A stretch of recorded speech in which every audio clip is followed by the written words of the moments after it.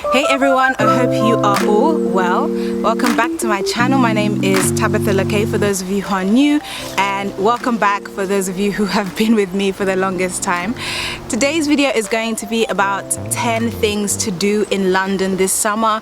If you live in London, if you plan on visiting London, if you just need a little bit of inspiration for your next trip. Yeah? Or maybe if you don't know exactly where to go, but London has always been on your list and you just need a little bit of a kick. So I hope you find my suggestions enticing and feel like you actually want to give it a go, okay? So number one, you can visit one of the fields or farms, of which there are many around London. So you'd probably have to do a day trip for this. So you could go to a sunflower field or a lavender field or even a vineyard. For this point, I'm mainly suggesting, sunflower fields and the lavender fields because you can get some absolutely amazing photographs from there and also bring some of the plants home. I remember the last time I went to a lavender field, which was last summer, actually towards the end of the season. I brought home some lavender and it was kind of like bringing back a piece of the farm with me. So a few suggestions for where you can go to see lavender are Mayfield lavender, Kentish lavender at the Hop Shop Farm, and also Hitchin lavender. These places are pretty easy to get to from London. You can easily do a day trip and yeah, you won't regret it. If you love being outdoors, if you love taking photographs, if you love taking like gorgeous pictures and you just enjoy being outdoors, then this could be a good place to go. So you get those nice purple hues. Got a little bit of a purple hue behind me back there. And for sunflower, you can go to Garson's Farm, Stanhill Farm and Hitchin Lavender. I've actually been to Stanhill Farm, but I went for pumpkin season a couple of years ago and that was really nice. I still have the photos up on Instagram so you can actually go and see them, or maybe I'll just insert it here. With Stanhill Farm, I did actually have to take an Uber part of the way, even though I could have gotten a bus. It's sort of a little bit out of London, so their transport rules are a little bit different. I don't think you can use your Oyster card in that area because it is a little bit outside London, but it's still really super easy to get to. It's definitely worth going to. I remember I brought back a few pumpkins with me. I will be going to a lavender farm this year, hopefully catching it in the middle of the season because last year I was a little bit too late with it. I posted one of me with in front of a phone box, and then afterwards I noticed that actually the lavenders behind me were chopped off. I did get some photos, I just did not post them, so maybe I'll insert it here just so that you can have a look. Okay, so number 2 is Kew Gardens. Kind of like the first point, except Kew Gardens is a little bit more central London. It's a bit more inner London. So it will be a bit easier to get to or a little faster to get to, but it also depends on where you live. I think it does help to kind of find out where these locations are on the map and see which one is the closest to you. That's what I usually do. I usually try to figure out, which one is the closest and then make a decision based on that. So you can check that out. But Kew Gardens is in Richmond. I believe you can get the district line there if you plan on traveling on the underground. Plenty of buses go there. If you have the chance to go to Kew Gardens this summer, check out the exhibitions going on. It's so big. It's very easy to spend a whole day there. You definitely probably need multiple trips to actually get around the whole place because there are so many greenhouses, outdoor displays, and then there's the cafe as well at Kew Gardens. I mean, usually at farms and gardens and fields, they usually do have a cafe where you can sit down, have some lunch, have a coffee or tea or whatever you please. So yeah, it's very easy to make a day trip out of it, and yeah, you won't regret it. I had a lot of fun last time I was at Kew, the first and last time I was at Kew. I got some really nice photos. I really enjoyed learning about all the different plants. And it was in the middle of autumn actually. A lot of people do go there just to take photos. Must admit that was one of my motivations, but I also love green, hence me actually being outside and filming now. So that's my suggestion number 2 of something to do in London this summer. Okay, so my third suggestion is to have a picnic in Hyde Park and also go boating on the Serpentine. Probably prefer the boating on the Serpentine and then having the picnic after, because I don't think you can really get seasick on the river. But yeah, I wouldn't want to risk it. I would do the boating first on the Serpentine, and then I would do the picnic in Hyde Park. And Hyde Park is massive. Hyde Park is really, really big. So it's just a case of you finding a nice spot, taking your picnic mat. In fact, there are so many parks, woods, green spaces all over London to have your picnics. It's just a case of you deciding on what other activities you'd like to do. Just an easy pairing is Hyde Park picnic and Serpentine boating. Let me know what you think about that suggestion. Have you done it before? Is that something that sounds appealing to you? Okay, so my fourth suggestion is a day trip to Brighton. It's very easy to get a train down to Brighton, or if you have a car, just drive down there, walk along the pier, hang out on the beach, fish and chips, ice cream, you know, picnic on the beach, and just enjoy your time by the water. That sounds like a really fun day to me. In fact, I definitely want to do a day trip to Brighton very soon, definitely this summer.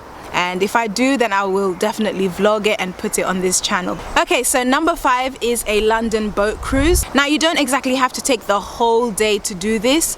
These boat cruises are happening along the Thames. I remember doing this quite a bit as a kid, and it was always really fun. So if you have kids, this is something you can do for them. It can also be quite romantic, so if it's just you and a partner, or it can be just you and a friend, you know, just having a nice boat ride, quiet. It's a good time to, you know, chat or just keep quiet if you want. It's just something that can be incorporated into your day quite easily, can take you from point A to point B. And there are different pick up and drop off points along the Thames. So it's just a case of you finding out exactly where you want to start and finish. It's short and sweet, but it's fun. Something really nice to just incorporate in your day. And it can, if you plan it out, it can actually be a form of transport as well. Just take you from A to B. Okay, so number 6, another favorite of mine, outdoor markets and street food. There are so many outdoor markets here in London. To name a few just off the top of my head, there are Spitalfields, there is Greenwich Market, there is Borough Market and London Bridge, there's London South Bank, Saturday Market,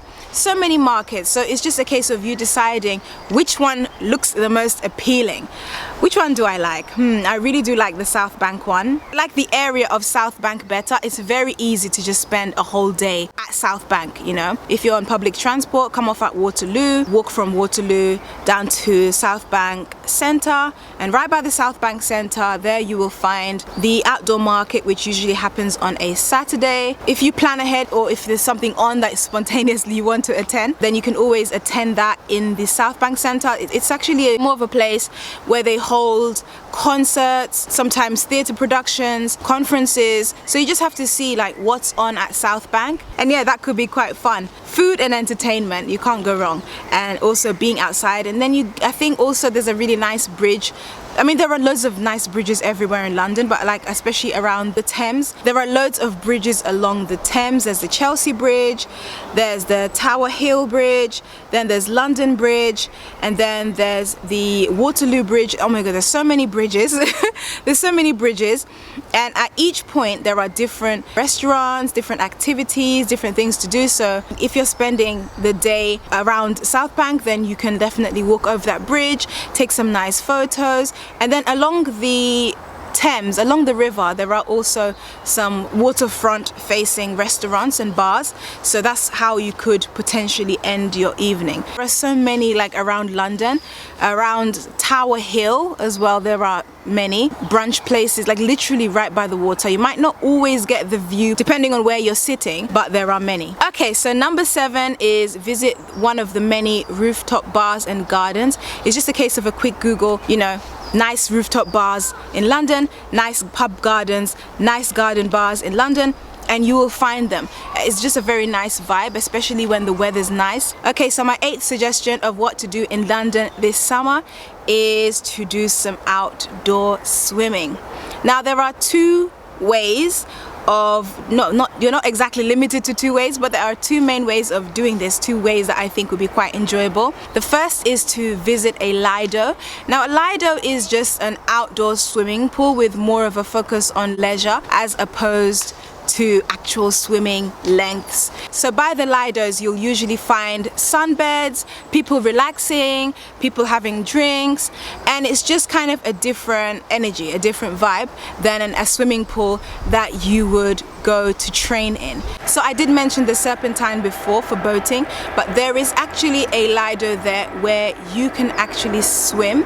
So there is the Serpentine Lido, London Fields Lido, the Tootingbeck Lido. So there are many Lidos in London. It's just a case of you googling Lidos near me and you'll find one. And there is another Lido in Hampton which I was told about, and Hampton Lido is actually a heated pool and they call it Southwest London's best kept secret. So many suggestions here of things to do. And I also mentioned being able to swim in the lakes or, you know, ponds. One place you can go for that is Hampstead Heath. Hampstead Heath is quite big. I've been there before to the pergola. I'll put a picture in.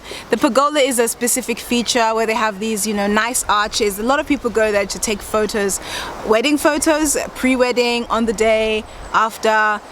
All kinds of photos. Dancers go there to take, like all kinds of people go there to take photos. It's very nice. It's getting a bit windy. So yeah, over at Hampstead Heath, you can go swimming in the ponds, and there are many other ones. It's just a case of you doing a quick Google search. Okay, so number 9 is to buy a ticket to a sports match, a gig or an event. It's just a case of you Googling what's on in London tonight, or what's on in London this week, what's on in London this month if you're planning, you know, ahead, and finding out what's going on, what music events, what art events, exhibitions, and then pair it up with dinner, brunch, lunch, anything you want. It's always nice to pair up these events with food, you know? So yeah, sporting events, tennis matches, football, that kind of thing. Always a great thing to do during the summer when it's warm and everybody's kind of in good spirits. Okay, so the 10th thing you can do in London this summer is simply to explore an area. There are so many beautiful places here in London, beautiful districts, beautiful neighborhoods. If you decide, okay, I want to spend my evening or my afternoon in Notting Hill, it's just a case of what interesting things are there to do in Notting Hill, and you'll structure your day around that. Or you can literally just explore. You can literally just walk around the area and see where the moment leads. So guys, London is just so big. London, like I'm in London right now, but you wouldn't think it. Okay, I'm kind of a little bit not in a London postcode. It's a little bit suburb of London, but this is my, I would say, hometown, where I am right now, where I was born. It's just so big. You want green, you get the green. You want city, you get the city. Anyways guys, I hope you've enjoyed this video. I hope it sparked a few ideas in your mind, and I hope that you enjoy your time in London. Please do subscribe if you're not already subscribed, as well as turn on your notifications so you know exactly when I've uploaded a video. And please do head over to follow me on Instagram, and I will see you in my next video. Bye.